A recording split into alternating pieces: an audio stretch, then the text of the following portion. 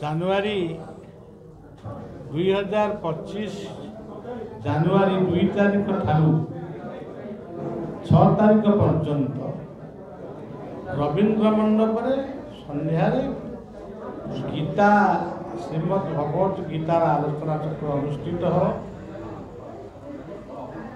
ପତିହରା ମା ମାନଙ୍କର ପୂଜନ ହେବ, ବୃକ୍ଷ ବଣ୍ଟନ ହେବ।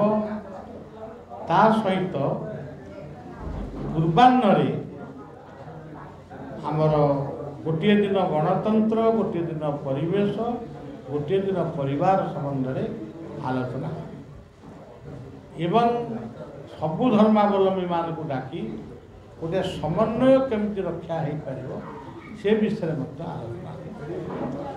ତେଣୁ ପ୍ରକୃତରେ ପରିବାର ଗଠନ ହେଲେ ସମାଜ ଆପେ ଆପେ ଖସି ଉଠିବ।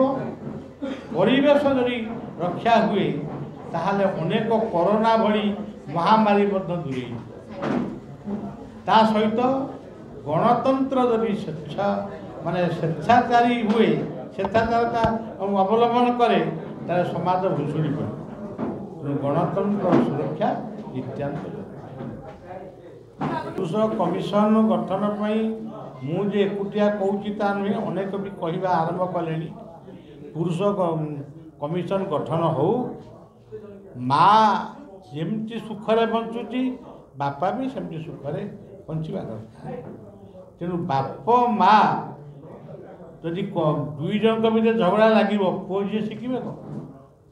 ତା ସହିତ ଶାଶୁ ଶ୍ୱଶୁରମାନେ ସେମାନେ ଏତେ ଅଲୋଡ଼ା କାହିଁକି ହେଉଛନ୍ତି? ସେଇମାନଙ୍କ ମାଧ୍ୟମରେ ପୁଅ ଜନ୍ମ ହେଲା, ସେଇମାନଙ୍କ ମାଧ୍ୟମରେ ବୋହୂଟିଏ ଘରକୁ ଆସିଲା। ଯଦି ଗୋଟେ ସାମାନ୍ୟ ଯୁଗ ବଦଳି ଯାଇଛି, ବର୍ତ୍ତମାନ ତ ବାଟିବାକୁ ପଡ଼ୁନି, କୁଟିବାକୁ ପଡ଼ୁନି, କି ଢିଙ୍କି କୁଟିବାକୁ ପଡ଼ୁନି, କି ହେମଦସ୍ତା ଗ୍ରାଇଣ୍ଡିଙ୍ଗରେ ସେ ଗ୍ୟାସରେ ସବୁ ରୋଷେଇ ହେଇଯାଉଛି, କିଛି ଅସୁବିଧା ନାହିଁ।